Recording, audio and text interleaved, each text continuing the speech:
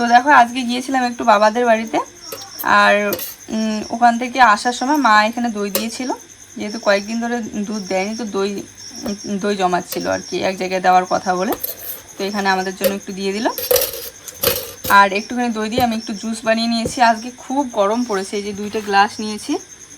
আর ওইদিকে আসার সময় গিয়েছিলাম খুশি মাদের বাড়িতে, সেটা আর ভিডিও করিনি যেহেতু সকালবেলা থেকে ভিডিও করা হয়নি। তো এখানে কলা, কাজু, কিশমিশ, কাঠবাদাম, তারপরে কি বলে ব্ল্যাকবেরি, সব কিছু দিয়ে আর দইটা দিয়েছি এখানে। তো চলো রাতের একটু ঠান্ডা ঠান্ডা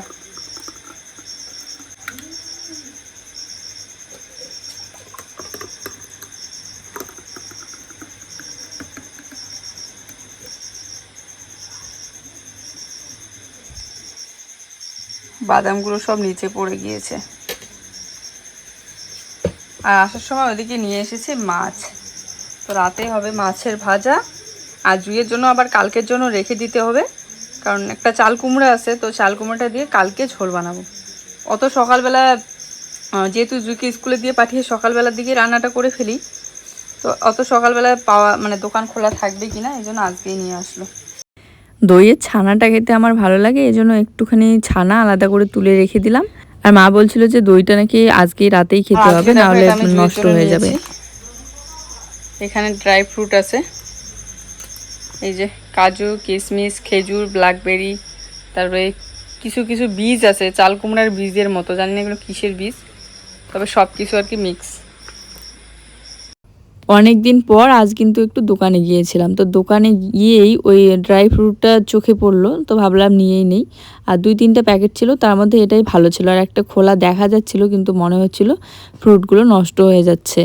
তো দেখতেই পাচ্ছ রাতের রান্নাটা ও করছে, মাছ ভাজা করবে আর কি, ঝোল বানাবে বলছিল, তো মশলা বাটাবাটি করছে। সকালবেলা থেকে যেহেতু কোনো কাজ করিনি, কারণ ভালো লাগছিল না, মনটা খুব খারাপ লাগছিল, তাই সবটাই ও করেছে। আস্তে দৌড়াও না, পড়ে যাবা। তো এটা ছিল তার পরদিনের সকালবেলা। আর ওইটুকুনো রাতের সিনগুলো ছিল, ওই যে সেদিন সারাদিন ভিডিও করা হয়নি, শুধু রাতে একটুখানি শেয়ার করেছিলাম। অভ্যাস তো, একটু যদি ভিডিও না করা হয় কেমন যেন লাগে মনটা। শুভ সকাল, কেমন আছো সবাই? আশা করি সবাই ভালো আছো, সুস্থ আছো। আমরা অনেক অনেক ভালো আছি। তো একটা দিন মাঝখানে গেল ভিডিও করা হয়নি, তাহলে আজ সকালবেলা থেকে শুরু করি। তো আজকে এখনও বাসন মাজিনি, সকালবেলা টাইম ছিল না, আর যেহেতু 8টার সময় স্কুল শুরু হয়ে যায়, তো উঠেই আগে জুয়ের জন্য ম্যাগি বানিয়ে, ওই ম্যাগি যেটাতে বানাবো বাসনটা ধোয়া ছিল, আর কিছু কিছু বাসন ধোয়া ছিল আর কি, খাইয়ে দিয়ে পাঠাইলাম রেডি করিয়ে। এখন আমি কাজগুলো করব। আজকে কিন্তু খুব সুন্দর একটা রোদ উঠেছে, কয়েকদিন ধরে তো একটানা বৃষ্টি হলো। এদিকে পুকুরের জল কিন্তু অনেকটা বেড়ে গিয়েছে। চলো সবাই দেখতে থাকো ভিডিওটা প্রথম থেকে শেষ পর্যন্ত, আশা করি ভালো লাগবে। আর গতকালকে আমি ভিডিওটা শুরু করেছিলাম, কিন্তু শুরুটাতেই মুডটা খারাপ হয়ে গিয়েছে, পরে আর সারাটা দিনে ভিডিও করিনি, কিছু কাজও করিনি, সারাটা দিনে শুয়েই ছিলাম বলতে গেলে। জুয়ের বাবাই করেছিল অনেক কাজ, রান্না বান্না। মুডটা ভালো ছিল না, আর মুড ভালো না থাকলে না করতে ইচ্ছে করে না। কেন মুড খারাপ হলো কি, এসব ব্যাপারে আর নাই বা বললাম। চলো, কিছু কিছু দিন আসেই এরকম জীবনে, যেটা ভালোই লাগে না আর কি। কিন্তু আজকের সকালবেলাটা আবার হাসি মুখ নিয়ে, মন খারাপ দূরে সরিয়ে রেখে আর মনটাকে খুশি করে ভিডিও করতে শুরু করলাম। এত সহজে মনটা তো ভালো হয় না, কিন্তু তারপরেও শুরুতেই যদি মানে ভিডিওটা যখন শুরু করব তখনই যদি মুডটা অফ করেই থাকি, তাহলে সারাদিনের ভিডিওটাই ঠিকঠাক মতো করতেই পারবো না। তো ভাবলাম না, কাজ তো করতেই হবে, একদিন ভিডিও না করা মানে অনেকটা লস বর্তমান সময় আমার, কারণ আমাকে ঘরের কাজটা এগোতে হবে, আর অনেক জ্বালা যন্ত্রণা আছে, সেগুলো আমাকে ক্লিয়ার করতে হবে। তো এই জন্য কাজ তো করতেই হবে, তারপরেও একদিন মিস গেল। হ্যাঁ, সেদিনও এগুলো ভেবেই ভিডিওটা শুরু মানে করতে ইচ্ছে করছিল, কিন্তু ওই যে মন চাচ্ছিল না, আর সারাটা দিন শুয়েই ছিলাম বলতে গেলে। দেখবে অনেক সময় মুড খারাপ থাকলে বা মন খারাপ থাকলে সময়টা যেন কাটতেই চায় না, মনে হয় কখন এই সারাটা দিন মানে আজকের দিনটা কেটে যাবে, আর দিনটা কেটে গেলেই হয়তো সব সমস্যার সমাধান হবে। আর আবার আশায় থাকি নতুন একটা সকালের, তাই না? তো এই যে আবার আজকে নতুন সকাল নিয়ে আসলাম তোমাদের সামনে। করেছিলাম অর্ধেকটা পর্যন্ত, আর বাকি অর্ধেকটাতে হাতে যায়নি ভিতরে। তা আজকে দেখো আবার কতগুলো নোংরা বেরোলো। অনেক সময় নিজের মন খারাপগুলোকে কন্ট্রোল করে নিজের কাছে চেপে রেখে দেই, আবার অনেক সময় ইমোশনাল হয়ে হয়তো পোস্ট করেই ফেলি। যাই হোক, এই দেখো খাটের নিচ থেকে কত নোংরা প্লাস্টিক কত কিছু বেরিয়ে পড়লো। আবার অনেক জামা কাপড়ও ছিল, জামা কাপড় বলতে এগুলো কিছু ইউজ করা হয় না। আর একটা তো বালিশ কভারও নিচে খাটের নিচে পড়ে গিয়েছিল, তো সেটাও বের করে নিলাম, আজকে ধুয়ে দেবো। আর জামা কাপড় বলতে ওই যে বৃষ্টির জল পড়লো না 2 দিন, তো সেখানে দেওয়া ছিল যাতে জলটা কাঠের মধ্যে ড্রপ খেয়ে এই খাটের ওখানে না পড়ে। তো এই কয়েকদিন ধরে খাটের নিচেই পড়েছিল, আজকে পরিষ্কার করে নিলাম। এদিকে টেবিলটা একটু ঝাড়াঝাড়ি করে রাখি। শোকেসের ভিতরটা তো জামা কাপড় দিয়ে ভরে আছে, একটা জামা কাপড় খুঁজে পাওয়া যায় না, এত ভিড় হয়েছে জামা কাপড়ের।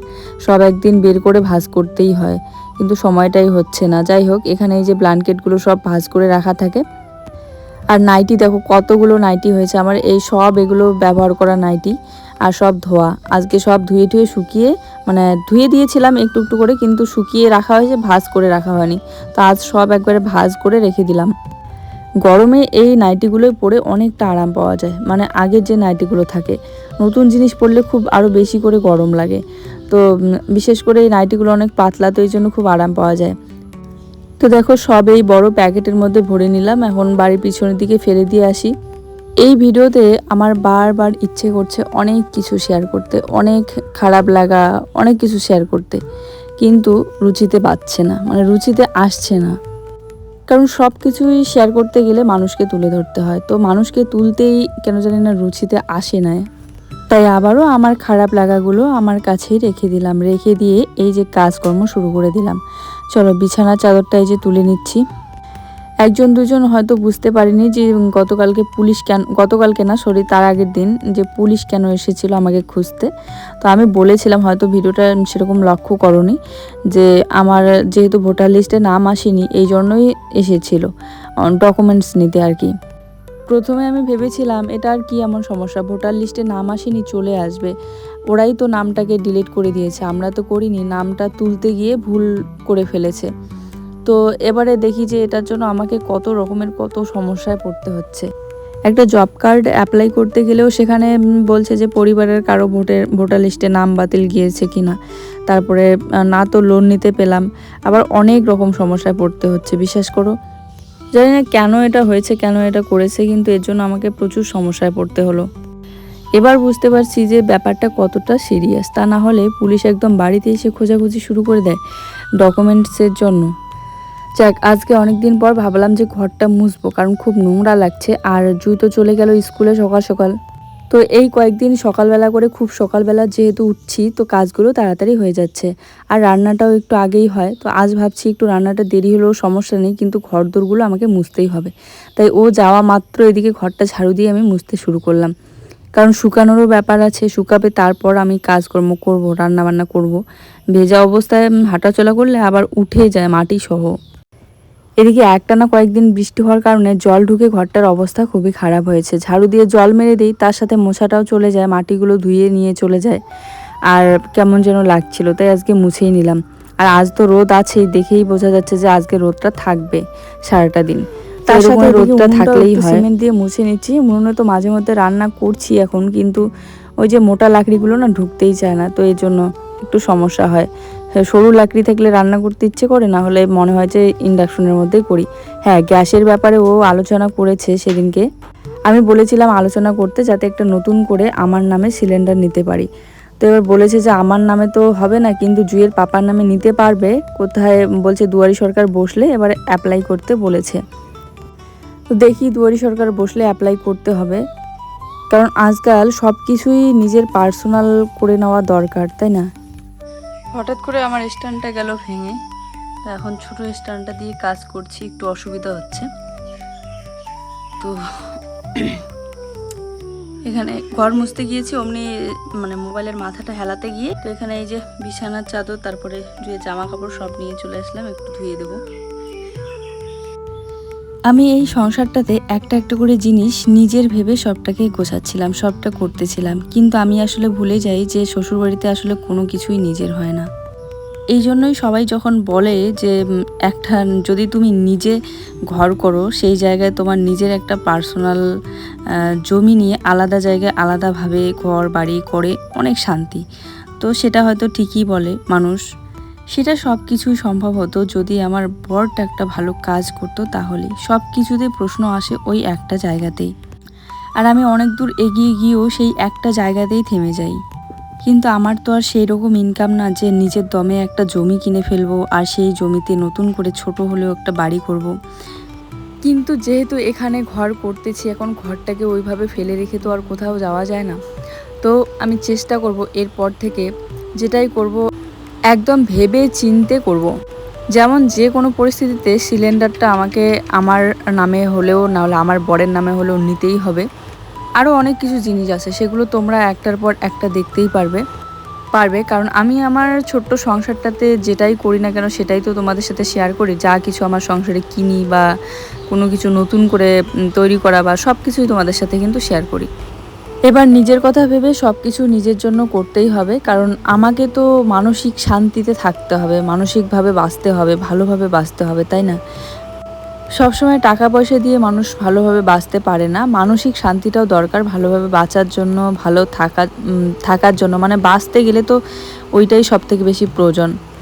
নিজের ভবিষ্যতের জন্য নিজের অনেক কিছু করে রাখা প্রয়োজন, এখন বুঝতে পারছি। কারণ এখন হয়তো আমি পরিশ্রমটা করতে পারছি, খাটতে পারছি, কিন্তু একটা সময় হয়তো আমি আর খাটতে পারবো না, আমি আর পরিশ্রম করতে পারবো না। যাই হোক, আজ সকালবেলা যে এতগুলো ধোয়াধুয়ি করলাম এই সময়ের মধ্যে, ধোয়াধুয়ি করে আবার এদিকে ঘর মোছা কোছা করলাম, আবার রান্না বান্না করব। আর সব কিছু কিন্তু আজকে আমার আগেই কমপ্লিট হয়েছে। ওই যে একটু মানে আগে ওঠা আর দেরিতে ওঠা, এটাই একটু পার্থক্য। সেরকম কিন্তু জীবনে সাকসেস পেতে গেলেও মানে জীবনের সফলতাটা কিন্তু এত সহজে আসে না, একটু আগে আর একটু দেরিতে। কারো একটু আগে আসে, কারো একটু দেরিতে আসে। আর আমি না যত বেশি আঘাত পেয়েছি জীবনে, তত বেশি নিজেকে শক্ত করে তুলেছি, তত বেশি মজবুত হয়েছি, তত মানে নিজের জন্য ভাবতে শিখেছি। এই যে মেলে দিলাম এখানটায় অর্ধেক, এই যে এদিকে অর্ধেক মেলে দিয়েছি। ওইদিকে দড়িটা বাঁধা ছিল, ওই দড়িটাই খুলে বারান্দায় লাগানো হয়েছে। এই জন্য ঘর বারান্দা এদিকে মোছামুছি কমপ্লিট। অনেকদিন পর আজকে মুছলাম, এই বৃষ্টির জন্য না মুছতেই পারছিলাম না। মোবাইলটা নাও তো, চার্জ দাও।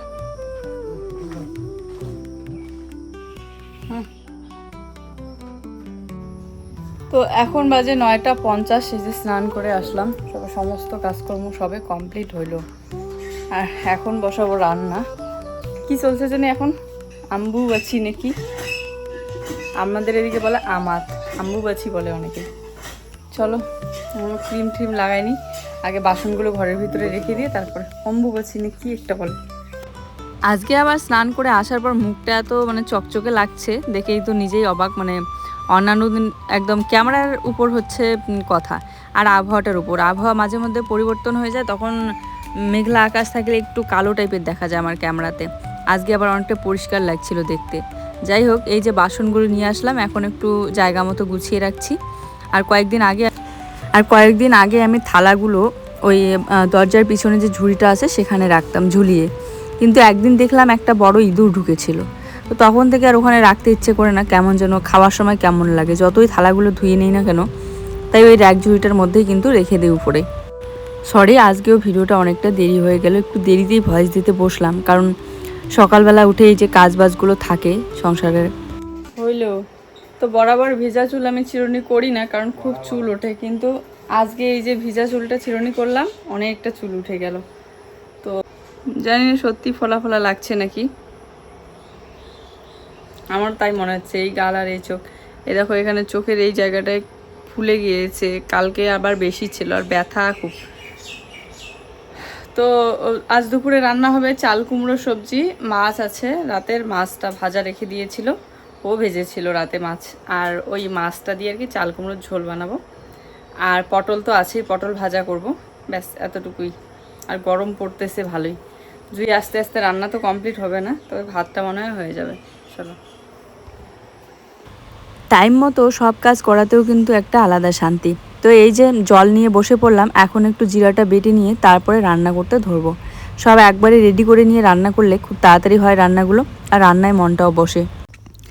এই গরমে আবার ফ্যান ছাড়া ভয়েস দেওয়া মানে সমস্যা, আর কারণ এত মানে গরম পড়েছে, আর ফ্যান দিলে আবার শোষো শব্দ ফ্যানের। যাই হোক, এতক্ষণ পর্যন্ত এই যে ফ্যানের শোষো শব্দ হচ্ছিল। এদিকে জিরাটা বেটে নিচ্ছি। লাউয়ের সবজি হোক আর চাল কুমড়োর সবজি হোক আর বা আলুরের সবজি হোক, যে কোনো সবজিতে একটু জিরা বাটা না দিলে না ভালো লাগে না।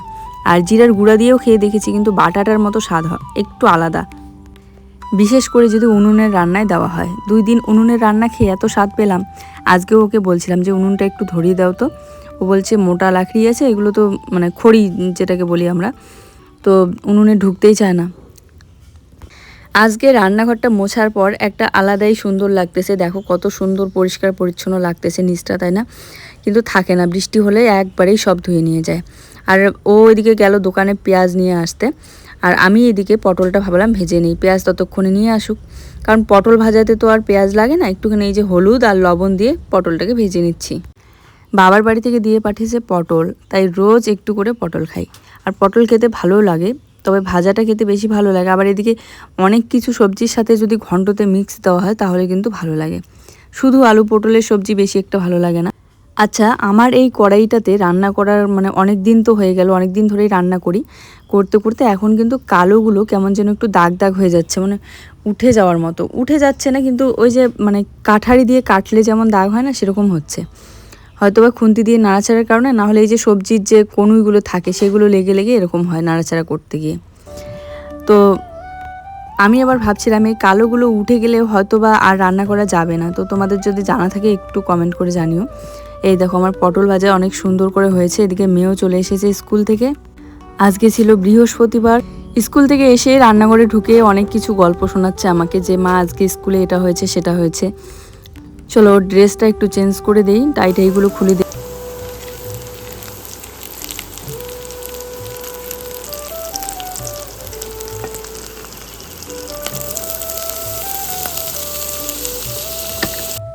পটলের সাথে চাল কুমড়োটাও দিয়েছিল, আর আজকে চাল কুমড়োটা অনেক ভালো ছিল, একদম কচি।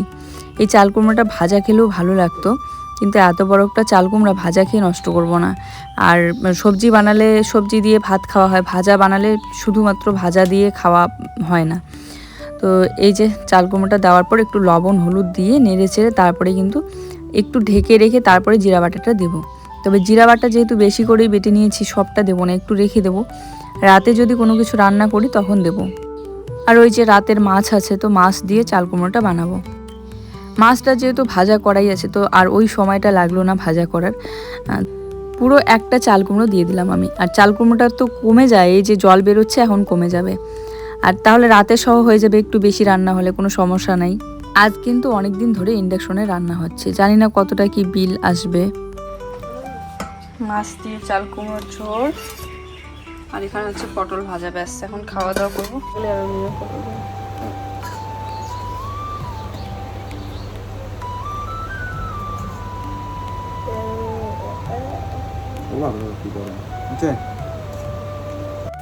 স্কুল থেকে এসে একটুখানি রেস্ট করলো, খেললো, এদিকে আমি রান্নাটা কমপ্লিট করলাম। তারপরে মেয়েকে স্নান করিয়ে দিলাম। ও নিজেই স্নান করে, শুধু একটুখানি লক্ষ্য দিতে হয় আর শরীরটা ঘষে দিই। আর তারপরে এই যে নিয়ে বসলাম এখন খাইয়ে দিয়ে। ও একাই খায়, কিন্তু আমি খাইয়ে দিলে একটু তাড়াতাড়ি হয়, আর শান্তিও লাগে আমার, যে মনে হয় যে খাওয়া দাওয়াটাও ঠিক মতো হইলো। তো আগেই সব রান্না কমপ্লিট হইলো, খাওয়া দাওয়া করে ওদিকে এডিট করতে বসবো। তো আগেই খাওয়া দাওয়াটা শেষ করে নিই, পরে আবার খাবে আসে ভাত সবজি, একবারই রান্না করেছি রাতে। এই যে এতদিন পরে চুলদারি কেটে আসলো, বলো তো কি হয়? তার মাথায় নাকি ওর টাক পড়তেছে, কারণ যত্ন নাও না তুমি, শ্যাম্পু করো না। প্রত্যেকদিন সাবান দিয়ে প্রত্যেকদিন মানুষ সাবান দেয় না, আর তেল দেয় না, তারপরে সরষের তেল প্রত্যেকদিন সাবান দাও, ওই জন্য এমন হয়েছে। তারপরে সকালবেলা স্কুল থেকে সারাটা দিনে বাচ্চা অনেকটা সময় পায়, তো দুপুরবেলার রোদে খেলতে না দিয়ে ওকে বললাম যে একটু ঘুমিয়ে পড়। ঘুমোবে না বলে বায়না করছিল, কিন্তু ওই যে ঘুম পাড়িয়ে দিলাম একটুখানি, তাহলে শরীরটা ঠিক থাকবে। আর রাতে তো আবার পড়া আছে, তো ঘুমিয়ে পড়েছে। আর আমি এদিকে জামা কাপড়গুলো গুটিয়ে নিচ্ছি। সবে আজ অনেক দিন পর জামা কাপড়গুলো একটু ভালোভাবে শুকাইলো, রোদটা এত সুন্দর উঠেছে, তাই সব জামা কাপড় বের করে দিয়েছি। আর এগুলো কিন্তু সব আজকের ধোয়াই। এই যে একটা বালিশ কভার খাটের নিচে পড়েছিল, ওটা সহ, আর বাকি আরেকটা ছিল, ওটাও ধুয়ে দিলাম। তো শুকিয়েছে, এবারে ভরে রাখি। কভার ছাড়া বালিশগুলো দেখতে খুবই খারাপ লাগে, আর এমনিতে তিথি পড়ে আছে, তো যতই বিছানা গুছিয়ে রাখো কভার না ভরলে ভালো লাগে না। তো এই হচ্ছে আমাদের সন্ধ্যাবেলার খাবার, চিড়া ভাজা। দুপুরবেলা আমি রান্না করেছি, দুপুরবেলা বলতে সকালবেলায় তো রান্না কমপ্লিট হয়ে গিয়েছে, ওই রান্না করতে করতে 12টা 12:30 না আজকেও। তো এই জন্য বিকেলবেলা ও বলেছে যে ও চা করবে, বিকেলবেলা তো করা হয়নি কারণ আমি এদিকে ব্যস্ত ছিলাম। এই যে সন্ধ্যাবেলা আমাদের চা রেডি, আর তার সাথে হচ্ছে চিড়া ভাজা চানাচুর দিয়ে, তো খাবো। সমস্ত কাজকর্ম সেরে হাত মুখ ধুয়ে ফ্রেশ হয়ে নিলাম, এখন একটু ফ্যানের হাওয়া খাবো আর চা খাবো। এই যে কারেন্ট গেল, আবার চাও রেডি, এদিকে কারেন্টও চলে গেল। দাঁড়াও, কই জুইয়ের জন্য কই এগুলো হচ্ছে প্যাকেটের লিকুইড দুধের চা। এই হয়েছে মনে হচ্ছে আমি বানানো মানে বাদামগুলোর জন্য ওরা দেখতেও ভালো লাগতেছে, মানে চিড়ের পোলাও যেমন হয় ঠিক ওই রকমই হয়েছে। নিয়ে আসো। তো চা খাওয়ার পর রাতে আর মুডটা ভালো ছিল না, খুবই খারাপ ছিল। তো এই জন্য আর কোনো কিছু ভিডিও করিনি, না হলে তো রাত পর্যন্ত চেষ্টা করি ভিডিও করার। তো চলো আজকের ভিডিওটা এই পর্যন্তই। সবাই ভালো থেকো, সুস্থ থেকো, দেখা হচ্ছে নতুন এক সুন্দর ভিডিওর সাথে। জানি না ভিডিও কতটা কি সুন্দর করতে পারবো, তবে প্রতিনিয়ত চেষ্টা করি। আর যেহেতু বাড়িরই কাজগুলো করতে হয় সারাটা দিনে, তাই সেগুলি তোমাদের সাথে শেয়ার করি। সবাই সুস্থ থেকো, ভিডিও ভালো লাগলে লাইক কমেন্ট করে দিও। শুভরাত্রি সবাইকে।